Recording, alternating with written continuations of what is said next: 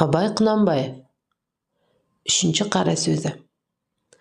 Қазақтың бірінің біріне қаскүнем болмағының, бірінің тілеуін бірі тілеспейтұғынның, рас сөзі аз болатұғынның, қызметке таласқыш болатұғынның, өздерінің жалқау болатұғынның себебі не? Һәм ғаламға белгілі данышпандар әлде қашан байқаған. Әрбір жалқау кісі қорқақ, қайратсыз тартады. Әрбір қайратсыз қорқақ, мақтаншақ келеді. Әрбір мақтаншақ қорқақ, ақылсыз надан келеді. Әрбір ақылсыз надан арсыз келеді. Әрбір арсыз жалқаудан сұрамсақ, өзі тойымсыз, өнерсіз, ешкімге достығы жоқ жандар шығады.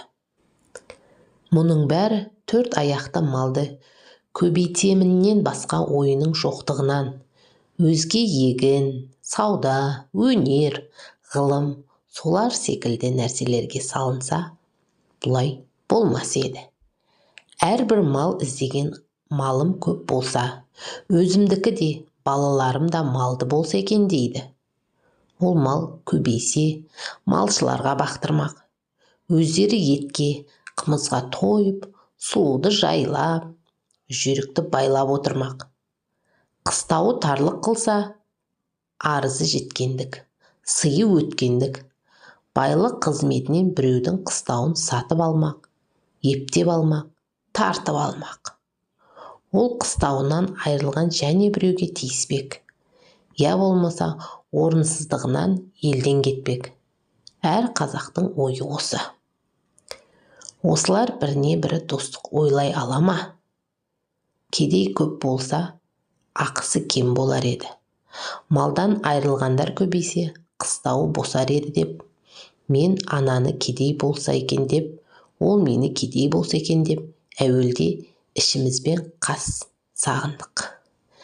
Әрі беріден соң сыртымызға шықты. Жауластық, дауластық, партияластық.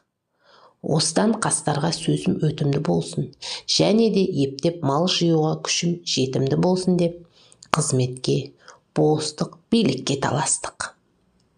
Сонан соң не момынның баласы бөтен жаққа шығып, еңбек қылып, мал іздемейді, егін, сауданың керегі жоқ болады.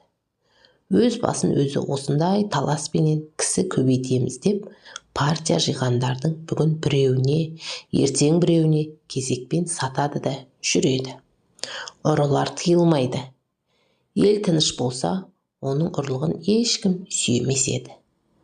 Ел екі жар болған соң, кім ант ішіп ақтап, арамдығын жақтап, сүйеймін десе, соған жақ болып сүйеніп, бұрынғыдан ұрлығын әлденеше есе асырады. Елдегі жақсы адамдардың бәрінің үстінен бекер, өтірік, шапты талады деген әртүрлі уголовный іс көрсетіп, арыз береді. Оған дознание, тергеу шығарады. Өтірік көрмегенін көрім деуші куәлар да әлде қашан дайындап қойылған.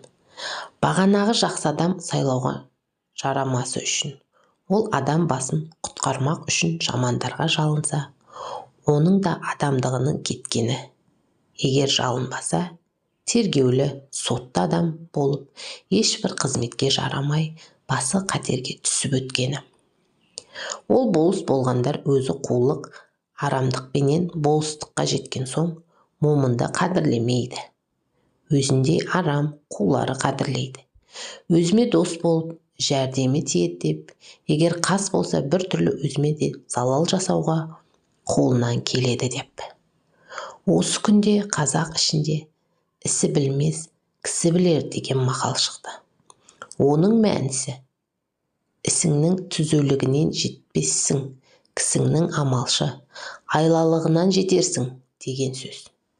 3 жылға болыс сайланды. Әуелгі жылы сені біз сайламадық па, деп елдің бұлғандағымен күн өтеді. Екінші жылы кандидатпенен аңдасып күн өтеді. Үшінші жылы сайлауға жақындап қалып, тағы болыс болып қалуға болар мекен деп күн өтеді. Енді несі қалды?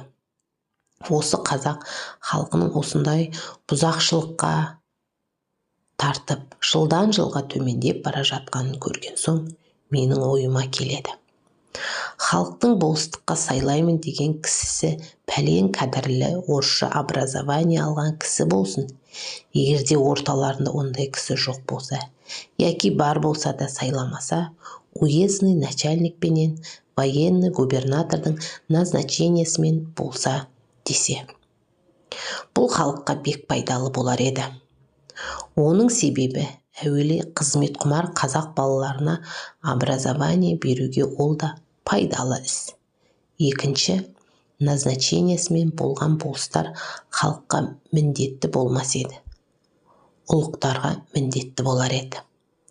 Және назначение қылғанда тергеуі, сұрауы барлығына қарамаса, өтірік арыз берушілер азаяр еді.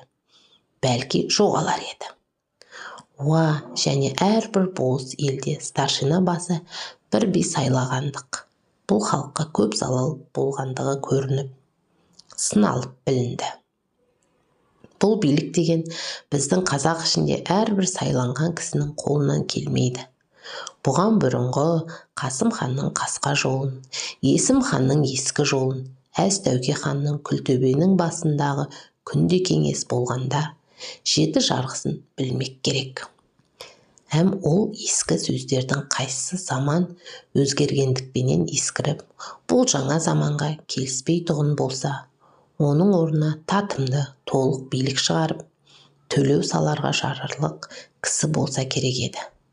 Ондай кісі аз, яки тіпті жоқ. Бұрынғы қазақ жайын жақсы білген адамдар айтыпты. Би екеу болса, дау төртеу болады деп. Оның мәнісі тақ болмаса жұп билер таласып, дау көбейте береді дегенмен айтылған сөз.